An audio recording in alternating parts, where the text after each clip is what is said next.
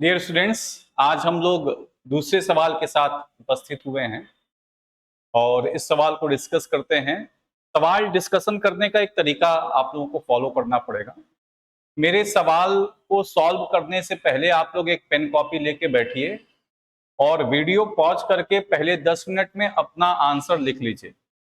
उसके बाद इससे मैच कराने की कोशिश करिए, देखिए आपके वो सारे पॉइंट्स इसमें मिल रहे हैं कि नहीं, और फिर आप अपना सेल्फ इवैल्यूएशन कर सकते हैं। तो चलिए स्टार्ट करते हैं। क्वेश्चन क्या है आपका? चलिए देखिए, आसान आसान क्वेश्चंस लेके चल रहे हैं।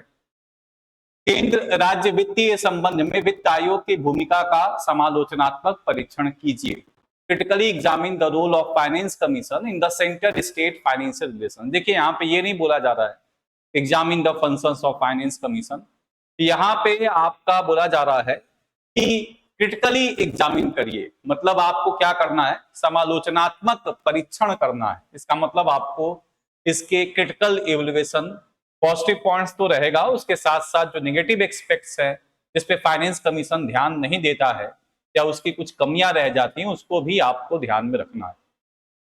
तो चलिए स्टार्ट करते हैं इस टॉपिक को। क्या है आपका फाइनेंस कमीशन? जैसा कि आप लोग देखिएगा, ये दिया गया है आर्टिकल 280 में, और ये पार्ट अगर आप बात करिएगा तो 12th ऑफ द कॉन्स्टिट्यूशन से रिलेटेड है, भाग 12 से संबंधित है, जो हमारे यहाँ पे फाइनेंस, प्रॉपर्टी, कॉन्ट्रैक्ट, सूट और लाइबिलिटी से रिलेटेड आपका है। वित्त, संपत्ति, संविदा, वाद और उत्तरदायित्व, ये है आपका आर्टिकल 264 से लेके आर्टिकल 308 तक। नॉर्मली इसको आप सेंटर स्टेट फाइनेंशियल रिलेशन बोलते हैं, लेकिन इस चैप्टर का, इस पार्ट का नाम है finance, property, contract, liability and suit.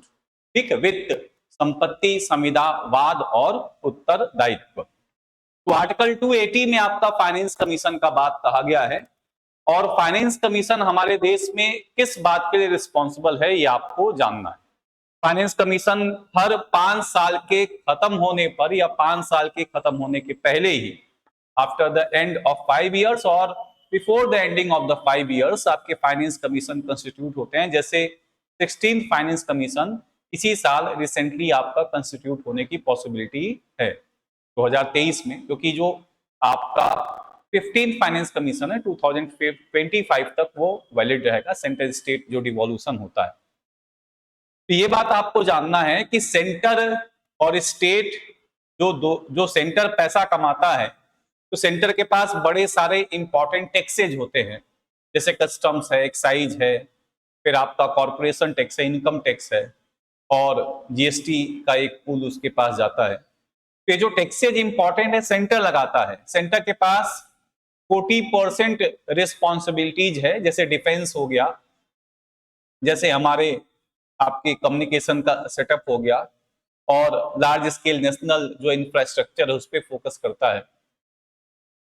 लेकिन 60% वो टैक्स कलेक्ट करता है पूरे टैक्स का, और 40% उसकी रिस्पॉन्सिबिलिटी है। जबकि राज्य के पास बहुत सारे उत्तरदायित्व हैं, जैसे स्वास्थ्य है, जैसे शिक्षा है, जैसे आपके लॉ एंड ऑर्डर है, पुलिस है। तो स्टेट्स के पास 60% आपकी रिस्पॉन्सिबिलिटी देखने को मिलेगा, और 40% के आसपास उसके पास टैक्स है। 35 to 40% के आसपास टैक्सेशन का सिस्टम है।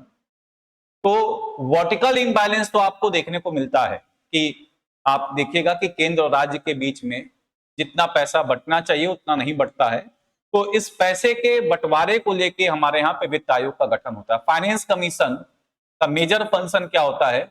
It determines the distribution of net proceeds of taxes between centre and state. केंद्र और राज्यों के बीच में शुद्ध आगमों और शुद्ध करों के बंटवारे के संबंध में यह निर्णय लेता है। तो वित्त आयोग का समालोचनात्मक परीक्षण आपको करना, क्रिटिकल एग्जामिनेशन करना। पहले तो ये समझ लीजिए कि क्या काम करता है।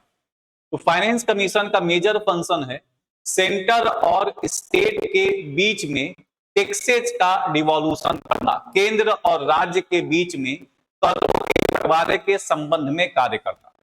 280 में वित्त आयोग का गठन होता है, और 281 में एक रिपोर्ट वो सबमिट करता है प्रेसिडेंट ऑफ इंडिया को। प्रेसिडेंट ऑफ इंडिया इस रिपोर्ट को संसद में रखते हैं, संसद इस पे एक्शन टेकन रिपोर्ट फाइल करता है, और लार्जली ये कन्वेंशन है, कोई मैंडेट तो है नहीं, क्योंकि जितने भी आयोग होते हैं ये सारे रिकमेंडरी होते हैं, सारे सलाहकारी होते हैं, इनका कोई भी जो आपका फाइंडिंग है, कोई भी रिपोर्ट सेंट्रल गवर्नमेंट पे बाइंडिंग नहीं होता है। तो ये जो आपका फाइनेंस कमीशन का भी रिपोर्ट होता है सेंट्रल गवर्नमेंट पे बाइंडिंग नहीं होता है, लेकिन एक लंबी परंपरा चली आ रही है, उस परंपरा के अनुसार जो भी वित्त आयोग आपका रिकमेंडेशन देता है, लार्जली सेंट्रल गवर्नमेंट उसको एक्सेप्ट कर लेता है। तो ये बात आपको देखने को मिलेगा। तो सेंट्रल गवर्नमेंट जो फाइनेंस कमीशन रिपोर्ट देता है आपके प्रेसिडेंट ऑफ इंडिया को, प्रेसिडेंट ऑफ इंडिया इस रिपोर्ट को पार्लियामेंट के पास भेजते हैं, पार्लियामेंट इस रिपोर्ट पे एक्शन टेकन रिपोर्ट, क्या कार्रवाई की गई है, वो फाइल करता है, और नॉर्मली सेंट्रल गवर्नमेंट इस रिपोर्ट को मान लेता है। तो फाइनेंस कमीशन के कहने पे सेंट्रल गवर्नमेंट स्टेट गवर्नमेंट को टैक्स डिवॉल्व करता है। उसके बाद एक और बात आप देख सकते हैं, एक राज्य वित्त आयोग होता है, स्टेट फाइनेंस कमीशन होता है, स्टेट फाइनेंस कमीशन टैक्स डिवॉल्यूशन करता है, और इसके कहने पे स्टेट गवर्नमेंट लोकल बॉडीज को पैसा ट्रांसफर करता है। स्टेट फाइनेंस कमीशन आपका बनता है आर्टिकल 243I के अंदर, और ये रिकमेंडेशन देता है गवर्नर ऑफ स्टेट को, governor of state state legislature को भेजते हैं, स्टेट लेजिस्लेचर फिर उस पे उसको एक्सेप्ट करके फिर लोकल बॉडीज को पैसा ट्रांसफर करता है। स्टेट फाइनेंस कमीशन एक रिपोर्ट फाइनेंस कमीशन को भी सबमिट करता है लोकल बॉडीज के लिए, और इस रिपोर्ट को फाइनेंस कमीशन बेस बना के सेंट्रल गवर्नमेंट को वापस रिकमेंडेशन देता है, और उस रिकमेंडेशन में वो कहता है कि आप स्टेट्स के लोकल बॉडीज को भी पैसा दीजिए। तो सेंट्रल गवर्नमेंट स्टेट्स के लोकल बॉडीज को पैसा देता है, तो लोकल बॉडीज को एक तरह से दो पैसे मिलते हैं, एक तो स्टेट गवर्नमेंट जो ट्रांसफर करता है स्टेट फाइनेंस कमीशन के कहने पे, और एक स्टेट गवर्नमेंट ट्रांसफर करता है लोकल बॉडीज को, जो सेंट्रल गवर्नमेंट के फंड से आपका पैसा आता है। तो ये सेंट्रल लोकल बॉडी के रूप में आप देख सकते हैं, सेंट्रल फंड है जो आपके लोकल बॉडी के ट्रांसफर किया जा रहा है। तो ये फंक्शन है आपके फाइनेंस कमीशन का, ये वित्त आयोग का कर्तव्य आप देख सकते हैं। 280 में इसका गठन होता है, एक चेयरमैन होते हैं, 4 मेंबर्स होते हैं, पांचों के पांचों लोग राष्ट्रपति के द्वारा नियुक्त किए जाते हैं, और ये भी आप देख सकते हैं कि इनको हटाने का भी प्रबंध किया गया है, कुछ कंडीशंस के अंदर इनको हटाया जा सकता है। अब चलिए फंक्शंस देखते हैं कि क्या इनका रोल है, क्या क्रिटिकल एग्जामिनेशन है, तो आपने देख लिया कि फंक्शन आपका क्या है, और साथ ही साथ में प्रेसिडेंट ऑफ इंडिया कोई और फंक्शन इसको ट्रांसफर कर सकता है, कोई और टर्म्स ऑफ रिकमेंडेशन आपका कर सकता है। अब देखिए क्रिटिकल एग्जामिनेशन में क्या होगा, फाइनेंस कमीशन 2 तरह के डिवॉल्यूशन करता है, one is known as vertical devolution, ऊर्ध्वाधर आपका पैसे का वितरण करता है, और एक क्षैतिज आपका डिवॉल्यूशन करता है। वर्टिकल डिवॉल्यूशन का मतलब सेंट्रल और स्टेट्स के बीच में पैसे का स्थानांतरण करता है, और क्षैतिज हॉरिजॉन्टल अगर आप बात करिएगा तो हॉरिजॉन्टल डिवॉल्यूशन, हॉरिजॉन्टल क्षैतिज वितरण जो होता है ये किसके किसके बीच में होता है, हमारे यहाँ पे जो 28 राज्य हैं इनके बीच में होता है, 28 स्टेट्स हैं, तो स्टेट्स को किस तरह से पैसा दिया जाएगा ये भी निर्णय आपका किया जाता है, किसके द्वारा, ये निर्णय किया जाता है से आपके फाइनेंस कमीशन के द्वारा। तो finance commission ensures vertical devolution, vertical devolution means center will transfer the money to the states on the recommendation of the finance commission. Horizontal devolution means the money which is transferred by the center to the states will be divided between different states on the recommendation of the finance commission. तो ऊर्ध्वाधर जो आपके एक तरह से कहा जाएगा कि बंटवारा है पैसे का, वो होगा वित्त आयोग के कहने पे केंद्र सरकार राज्य सरकार को पैसा देगी, और विभिन्न राज्यों के बीच में कितना पैसे का बंटवारा होगा वो भी वित्त आयोग के कहने पे आपका निर्णय किया जाएगा। इस चीज को करने के लिए वित्त आयोग ने, इस बंटवारे को करने के लिए वित्त आयोग ने एक फॉर्मूला डिसाइड किया है, उस फॉर्मूले को हम लोग देखेंगे, उसके बाद हम लोग क्रिटिकल एग्जामिनेशन पे आएंगे। चलिए फॉर्मूले को देखते हैं। क्या फॉर्मूला है? फॉर्मूला ये है, जो 2015-20 के बीच में 14वां वित्त आयोग है और जो 15वां वित्त आयोग 2021 से लेके 25 तक जो मेजर आपका रहेगा, इसमें डिसीजन रहा है, क्योंकि एक साल आप इसमें कह सकते हैं कि 2020-21 का जो साल रहा है वो कोविड की वजह से थोड़ा सा मैनेजमेंट आपका हुआ, एक साल और डिले हुआ 21 से फिर आपके 26 तक। तो इसमें आप देख सकते हैं कि जो डिस्ट्रीब्यूशन है वो क्या है, इनकम डिस्टेंस। इनकम डिस्टेंस का मतलब क्या होता है, यहां पे अगर आप बात करिएगा, इनकम डिस्टेंस का मतलब पर कैपिटा इनकम किस राज्य का कितना है।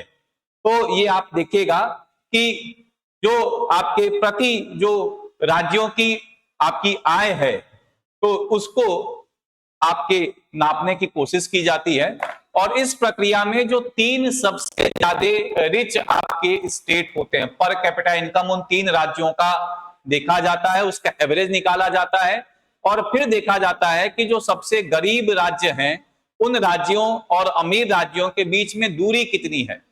तो how this income distance is calculated? First, the 3 richest state of India in terms of per capita income, प्रति व्यक्ति जो आय है उसका आप जो 3 सबसे अमीर राज्य है उनके एवरेज को आप लीजिएगा, और फिर उसमें जो सबसे गरीब राज्य हैं उनके बीच में इनकम डिस्टेंस क्या है उसको वेटेज दिया गया, वो है 50% था 14वें वित्त आयोग में, 15वें वित्त आयोग में 45% था। 1971 जनसंख्या का जो मापदंड आपका रखा गया था 14वें वित्त आयोग में 17.5 है, 15वें वित्त आयोग में एकदम नहीं है।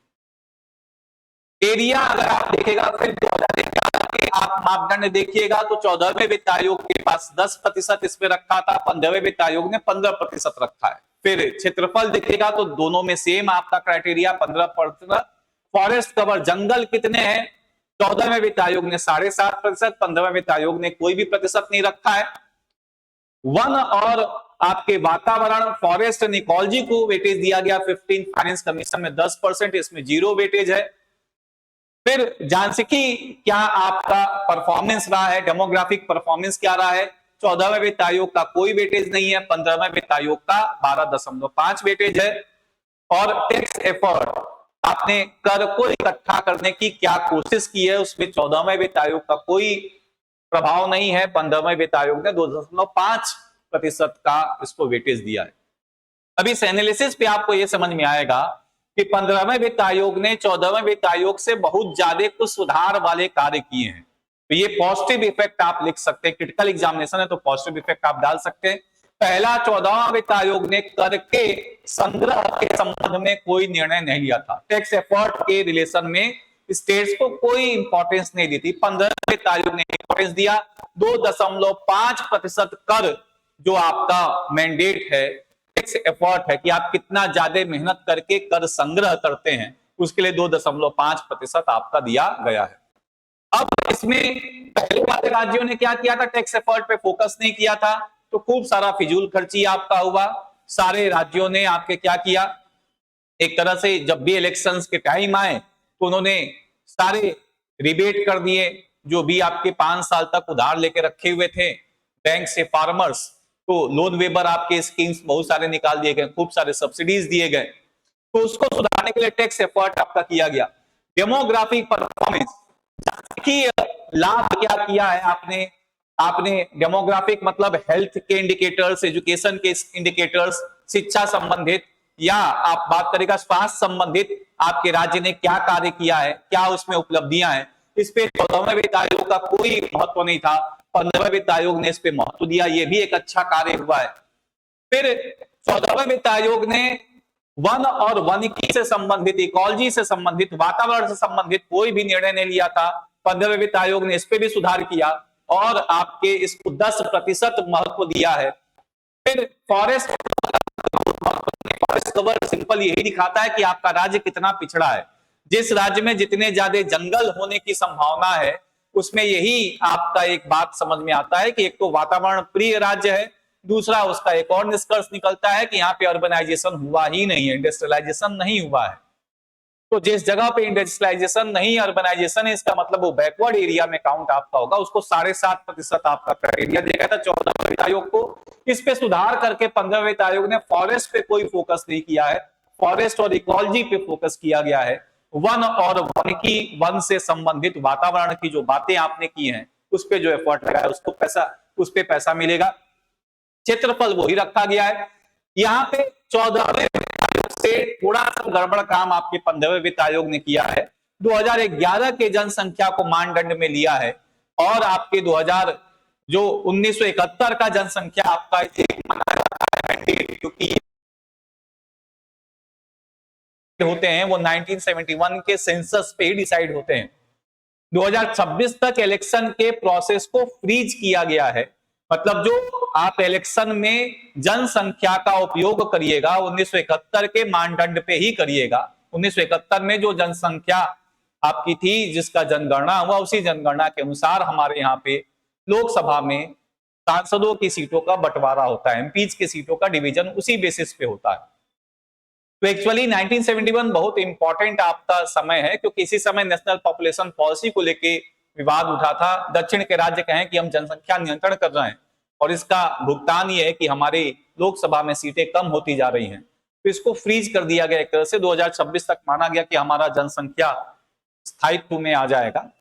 लेकिन 1971 की जनसंख्या को 14वें वित्त आयोग ने 17.5% वेटेज दिया था। इससे क्या महत्व होता था कि दक्षिण के राज्यों की जनसंख्या और उत्तर के राज्यों की जनसंख्या में बहुत ज्यादा कोई विभेद, बहुत बड़ा अंतर नहीं था। लेकिन अभी अगर आप बात करिएगा तो दक्षिण के राज्यों की जनसंख्या लगभग 20% है और उत्तर के राज्यों की जनसंख्या अगर आप यूपी, बिहार, मध्य प्रदेश, झारखंड और छत्तीसगढ़, राजस्थान, इन सबों को मिला दीजिए तो ये लगभग आपके 45 से 50% जनसंख्या लेके चल रहे हैं और दक्षिण के राज्य केवल 20% जनसंख्या लेके चल रहे हैं। तो अगर 2011 का जनगणना लीजिएगा तो ये जो डिफरेंस है जनसंख्या में और ज्यादा महत्व आपका दिखाना शुरू कर देगा।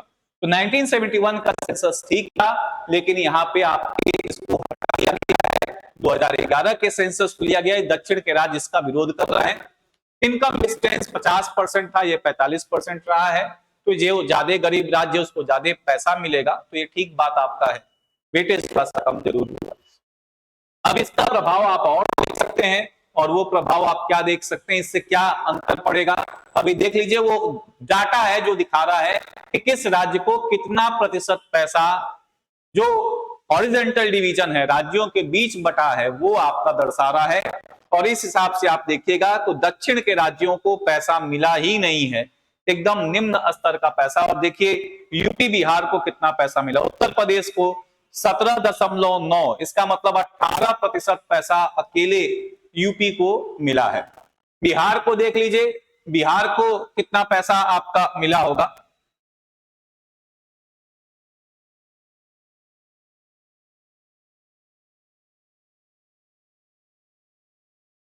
बिहार को अगर आप देखिएगा तो लगभग 10% पैसा आपका, 10% कुल जो आपका पैसा दिया गया है वो आपका मिला है। और देख लीजिए इसमें दक्षिण के राज्यों की अगर आप बात करिएगा, कर्नाटका को 4%, केरल को 2.5%, और फिर आप यहाँ पे और कुछ राज्य, तमिलनाडु को 4%, तेलंगाना को 2%। तो ऐसे आप देखिएगा कि ये प्रोग्रेसिव राज्य हैं, लेकिन इनको पैसा बहुत कम आपका मिला है, दक्षिण के राज्यों को पैसा कम मिला है। तो ये क्या दिखा रहा है कि जो वितरण हुआ है ये वितरण बहुत अच्छा नहीं है, क्योंकि जो दक्षिण के राज्य उनको कहते हैं कि हमें अच्छा कार्य करने के लिए दंड दिया जा रहा है, we are penalised for doing good work in India. तो एक तरह से ये बात आप देख सकते हैं कि ये थोड़ा सा शॉर्ट कमिंग है। अब चलिए बात करते हैं क्या क्या मेजर पॉइंट आपका हो सकता है सेंटर स्टेट फाइनेंशियल रिलेशंस में। तो केंद्र राज्य वित्तीय संबंध में वित्त आयोग के करना है, तो पहली बात तो आप ये लिख सकते हैं कि जो टर्म ऑफ रेफरेंस होता है, टर्म ऑफ रेफरेंस का मतलब क्या क्या बातें वित्त आयोग को समझना है, किन किन बातों पे निर्णय लेना है, उस पे राज्यों की कोई भूमिका नहीं होती। तो पहली चुनौती तो यही है कि state should also be included while consulting और while framing the terms of reference. जो कार्य करना है वित्त आयोग को, उसको करने के लिए राज्यों से भी सहमति लेनी चाहिए, उससे भी पूछताछ करनी चाहिए, नहीं होता है वो। सेकंड जो प्रॉब्लम आप यहाँ पे देख सकते हैं, ये देख सकते हैं कि जो आपका फाइनेंस कमीशन है, ये हॉरिजॉन्टल डिवीजन तो कर रहा है, लेकिन इस हॉरिजॉन्टल डिवीजन में राज्य इससे बहुत ज्यादा संतुष्ट नहीं है। तो यहाँ पे जो राज्य हैं, वो जो क्षैतिज आप बंटवारा कर रहे हैं पैसे का, उससे बहुत ज्यादा संतुष्ट नहीं है। ये भी एक चुनौती वित्त आयोग को है, खासकर जो दक्षिण के राज्य हैं वो इससे बहुत ज्यादा संतुष्ट नहीं है। दूसरा बात आप देखिएगा, तीसरा पॉइंट आप क्या देख सकते हैं, वर्टिकल डिवॉल्यूशन में भी आपकी समस्या है। ऊर्ध्वाधर जो पैसे के बंटवारा हो रहा है उसमें भी समस्या है, क्योंकि हमारे यहाँ पे 60% काम राज्य करते हैं और 40% काम आपके केंद्र करते हैं, लेकिन टैक्सेज राज्यों को लगभग 35 से 40% मिलता है और केंद्र को पैसा 60% मिलता है। ये भी एक चुनौती वाली बात है, राज्यों को और पैसा देना चाहिए। पहले कंपनसेट हो जाता था योजना आयोग के माध्यम से, प्लानिंग कमीशन के माध्यम से, वो बीच बीच में राज्यों को अपनी योजनाओं को चलाने के लिए कुछ पैसा विशेष दे देता था, लेकिन अभी ऐसा संभव नहीं हो पा रहा है क्योंकि योजना आयोग अब नहीं है। और चौथा जो समस्या क्या है वित्त आयोग के साथ, जो सेस लगाया जा रहा है, सेस लगातार केंद्र सरकार का बढ़ता जा रहा है। जो विशेष कर बोलते हैं, अधिभार कहते हैं, आर्टिकल 271 ऑफ इंडिया में और 271 of the constitution of India में आपको सेस एंड सरचार्ज का कंसेप्ट मिलेगा। अधिभार के बारे में आप पढ़िएगा, विशेष कर के बारे में पढ़िएगा।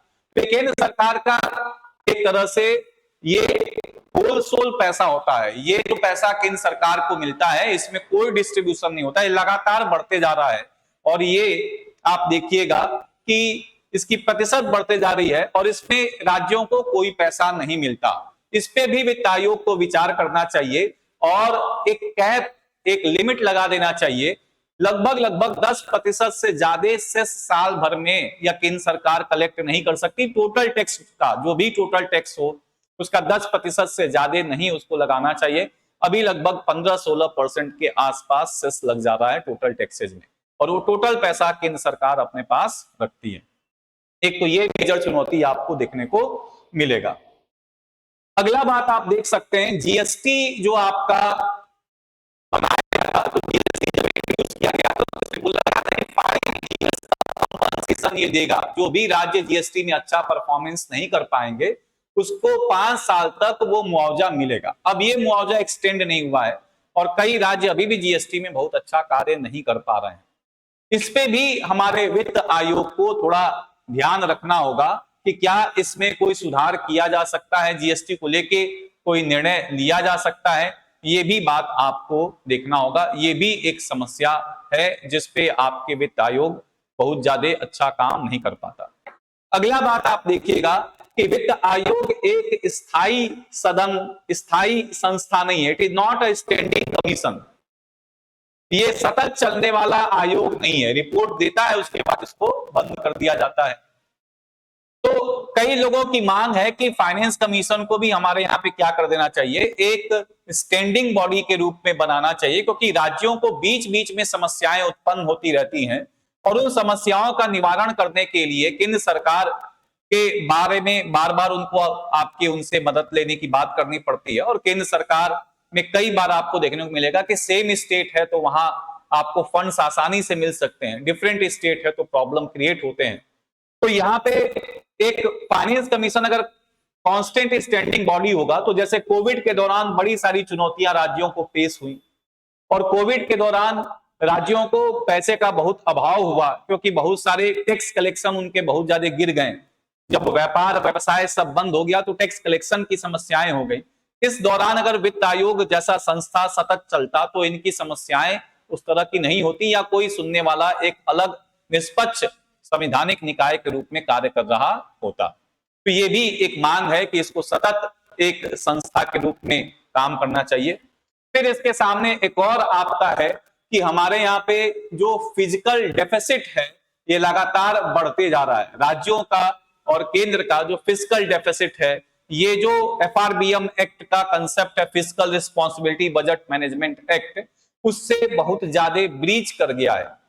अभी टैक्स टू जो आपका डेब्ट टू जीडीपी रेशियो हमारे देश का है डेब्ट टू जीडीपी रेशियो जो आप देखिएगा कितना उधारी है, तो हमारे देश में लगभग लगभग 90% के आसपास आपको देखने को मिलेगा, जिसमें यह था कि केंद्र सरकार की जो डेब्ट होनी चाहिए लगभग 40% और राज्यों की होनी चाहिए लगभग लगभग 20%। इस समय केंद्र सरकार की जो डेब्ट है वो लगभग लगभग 60 से प्लस है और राज्यों की जो डेब्ट है वो लगभग लगभग 30% के आसपास है। तो ये डेब्ट टू जीडीपी रेशियो ये ज्यादा है, इस पे भी हमारे वित्त आयोग को ध्यान देना पड़ेगा कि कैसे डेब्ट टू जीडीपी रेशियो पे काम करेंगे। तो ये सब आप क्रिटिकल एग्जामिनेशन में लिख सकते हैं कि finance commission should focus on डेब्ट टू जीडीपी रेशियो। ये लगातार बढ़ते जा रहा है, फाइनेंस कमीशन इस पे ध्यान नहीं दे पाता है। अगर कॉन्टिन्यूअस बॉडी रहता तो कहीं ना कहीं ध्यान देता। फाइनेंस कमीशन को कॉन्टिन्यूअस बॉडी बनाया जाए, ये भी इसका क्रिटिसिज्म आप कर सकते हैं, बिकॉज जो बीच बीच में समस्याएं आती रहती हैं, जैसे डीमोनेटाइजेशन हुआ या आपके जीएसटी इंट्रोड्यूस हुआ या आपका कोविड जैसी समस्याएं आ गई, तो उसमें थोड़ा सा राज्यों को फिस्कल प्रॉब्लम्स फेस करनी पड़ती हैं, पैसे का अभाव होता है, उसमें कंपनसेशन का कोई तरीका होता अगर ये संस्था सतत काम कर रही होती तो। फिर आप और क्या क्या इसमें बातें देख सकते हैं कि जो वर्टिकल डिवोल्यूशन है ये प्रॉपर नहीं है। स्टेट्स आपके जो सदर्न स्टेट्स कहते हैं कि we are penalised for performing better, अच्छा काम कर रहे हैं तब भी हमें दंड दिया जा रहा है। लेकिन इसको दूसरे पर्सपेक्टिव में आप देख सकते हैं कि जो आपके नॉर्थ इंडिया के स्टेट्स हैं, बीमारू राज्य जो स्पेसिफिकली जो आपके बिहार है, यूपी है, राजस्थान है, ऐसे जो राज्य हैं, इनको डेवलप करना है, क्योंकि the health and the education system of these areas are far lacking as compared to southern states। उस पे ध्यान देके आपका काम करता है फाइनेंस कमीशन और एक पैरिटी मेंटेन करने की कोशिश करता है टैक्स को डिस्ट्रीब्यूट करके। तो ये भी इसका आप एक पक्ष लिख सकते हैं, ऐसा नहीं है कि ये इसका निगेटिव ही रहेगा। ठीक है, तो ये सब पॉइंट्स आप इसमें जनरली देख सकते हैं। अब अपना आंसर इससे थोड़ा मैच कर लीजिएगा, सेस पे थोड़ा काम करें, सेस को एक लिमिट कैप लगा दें अपने रिकमेंडेशन में कि इससे ज्यादा सेस नहीं लगा सकते हैं। टर्म्स ऑफ रेफरेंस पे स्टेट्स को इन्वॉल्व करें, ये भी इसकी शॉर्टकमिंग है। हॉरिजॉन्टल डिवोल्यूशन में प्रॉब्लम है, वर्टिकल डिवोल्यूशन थोड़ा और बढ़ाएं, राज्यों को और पैसा चाहिए क्योंकि काम उनके पास ज्यादा है एज कंपेयर टू सेंटर। तो ये सब पॉइंट्स आप इस पे लिख सकते हैं। तो आप अपना आंसर इससे मैच करा लीजिएगा। कल फिर मिलेंगे आप लोगों से नए क्वेश्चन के साथ। आज के लिए इतना ही, धन्यवाद।